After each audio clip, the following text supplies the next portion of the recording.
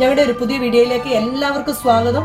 ഇന്ന് നമുക്ക് ബട്ടൂര തയ്യാറാക്കിയാലോ. അതിന് ഞാൻ 2 കപ്പ് മൈദ എടുത്തു വെച്ചിട്ടുണ്ട്, ആവശ്യത്തിനുള്ള ഉപ്പ് എടുത്തു വെച്ചിട്ടുണ്ട്, 1/2 ടീസ്പൂൺ ബേക്കിംഗ് പൗഡർ എടുത്തു വെച്ചിട്ടുണ്ട്, പിന്നെ ഒരു ഇച്ചിരി റവ എടുത്തിട്ടുണ്ട്. ഇത് കുറച്ച് വെള്ളത്തിലൊന്ന് കുതിർത്ത് വെക്കണം. ആദ്യം ഇത് ചെയ്ത് വെക്കണം. അതിനുശേഷം പിന്നെ 1/2 കപ്പ് തൈര് എടുത്തിട്ടുണ്ട്. അത് നല്ല പുളിച്ചതാണെങ്കിൽ ആയിരിക്കും ഏറ്റവും നല്ലത്. അതേപോലെ 1 ടീസ്പൂൺ പഞ്ചസാര വേണം, ആവശ്യത്തിനുള്ള എണ്ണ വേണം, കുറച്ച് വെള്ളം വേണം ഇതൊന്ന് കുഴയ്ക്കാൻ.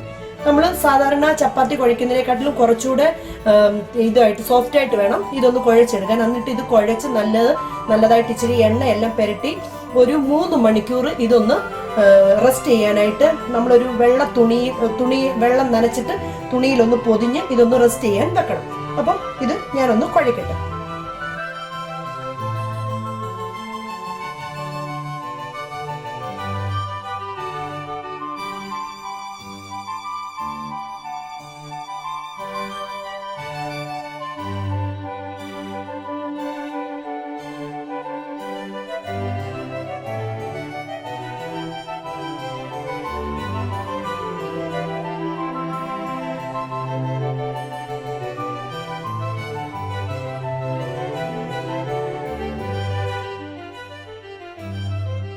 ഞാനൊരു പാത്രം അടുപ്പത്ത് വെച്ചു.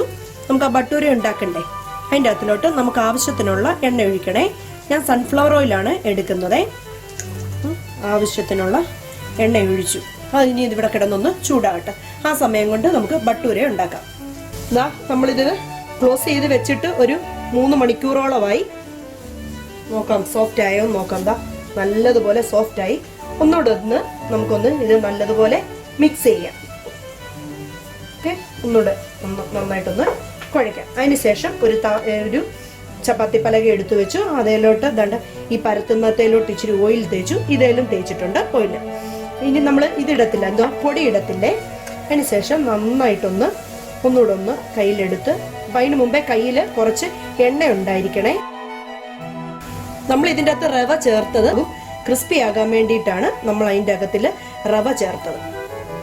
നമ്മൾ ശരിക്കും ഇതുണ്ടാക്കത്തില്ലേ, പാനിപ്പൂരിയൊക്കെ ഉണ്ടാക്കത്തില്ലേ, അപ്പം അതിൻ്റെ ബാറ്ററിൻ്റെ അകത്തിലും നമ്മൾ ഇതേപോലെ നമ്മൾ റവ ചേർക്കും. ആ സെയിം പോലെ തന്നെയാണേ ബട്ടൂര. അതിൻ്റെ അകത്തിൽ നമ്മൾ തൈര് ചേർക്കത്തില്ല, ഇതിൻ്റെ അകത്ത് തൈര് ചേർക്കും. അത്രയും മാത്രമേ ഉള്ളൂ വ്യത്യാസം. ഞാൻ ഇനി ഇതിൻ്റെ അകത്തുനിന്ന് എടുക്കുവാണ്. ഞാൻ ഇവിടെ നല്ലതുപോലെ വൃത്തിയാക്കിയതാണേ. അതേലോട്ട് ഇതങ്ങിട്ടു. കുറച്ച് എണ്ണയും കൂടെ തടവാം അതേലോട്ട്. കുറച്ച് എണ്ണയൊന്ന് ഒന്ന് മാറ്റി വെച്ചേക്കണേ.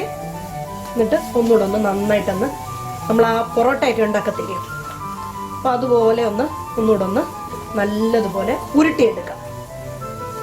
നമുക്ക് ഏത് വലിപ്പത്തിലാണോ ബട്ടൂര വേണ്ടിയത് അതിനനുസരിച്ചുള്ള പരുവത്തിലുള്ള ബോളാക്കി ഇതിനെ ഓരോന്നിനെ മാറ്റിയെടുക്കണം. നമ്മൾ പൊറോട്ടയൊക്കെ ഉണ്ടാക്കുമ്പോൾ ഇങ്ങനെ കൈക്കകത്തിലൂടെ എടുത്ത് ഇങ്ങനെ കൊണ്ടുവരത്തില്ലയോ, അതേപോലെ തന്നെ ഇത് ഓരോന്നും നമുക്ക് എടുക്കാം. നമ്മുടെ കയ്യിൽ ഒരിച്ചിരി എണ്ണ ഉണ്ടാവണേ. നമുക്ക് ഏത് വലിപ്പത്തിൽ ബട്ടൂര വേണോ അതിനനുസരിച്ച്. ഞാൻ അഗൈൻ വീണ്ടും ഒന്നുകൂടെ ചെറുതായിട്ട് എണ്ണ തടവി. അതിനുശേഷം ഇങ്ങനെ അങ്ങനെ ഞാൻ ഇത് ഓരോന്നൊന്ന് ആക്കട്ടെ. അതെല്ലാം ബോൾ ആക്കിയിട്ടുണ്ട്. ഇനി ഇതിനെ നമുക്ക് ചെറിയ ഒന്നുകൂടെ കാരണം ഇത് പെർഫെക്റ്റ് ആയിട്ട് നമുക്ക് കിട്ടാൻ വേണ്ടിയിട്ട് ബോളൊന്നും സ്ക്രാച്ച് ആകാതെ, ഈ ബട്ടൂര ഉണ്ടാക്കുമ്പോഴേ സ്ക്രാച്ച് ഒന്നും വീഴാതിരിക്കാൻ വേണ്ടി കയ്യിലോട്ട് എടുത്ത് വെച്ച് നന്നായിട്ടൊന്ന് റൗണ്ട് ചെയ്യാം. അങ്ങനെ ഞാൻ ഇതെല്ലാം ഉരുട്ടി നല്ല പെർഫെക്റ്റ് ആയിട്ടൊന്ന് റൗണ്ട് ആക്കി എടുക്കട്ടെ. ഇതും കൂടെ ഞാൻ അത്രയും മാവിൻ്റെ അകത്തിൽ എനിക്കൊരു 9 ബോൾ കിട്ടിയിട്ടുണ്ട്. അപ്പം ഇനി ഇതൊന്ന് പരത്തിയെടുക്കാം. ഞാൻ കൗണ്ടർ ടോപ്പിൽ തന്നെയാണ് ചെയ്യുന്നത്. ആ ഒരിച്ചിരി എണ്ണ തേച്ചു. അതിന് ശേഷം നമ്മൾ ആ ബോളാക്കി വെച്ചേക്കുന്ന ആ നന്നായിട്ട് ഉരുട്ടിയ സാധനം, ആ മാവ് എടുത്തിട്ട് ഇതിലോട്ട് വെച്ച് നന്നായിട്ട് ഇതൊന്ന് പരത്താം.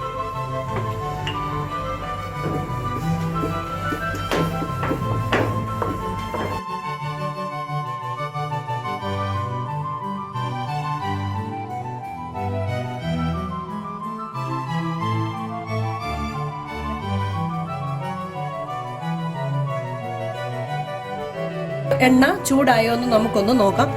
എണ്ണ ചൂടായിട്ടുണ്ട്. ഇനി ഇതിലേക്ക് ഞാൻ പരത്തി വെച്ച ബട്ടൂര ഇടുവാണേ.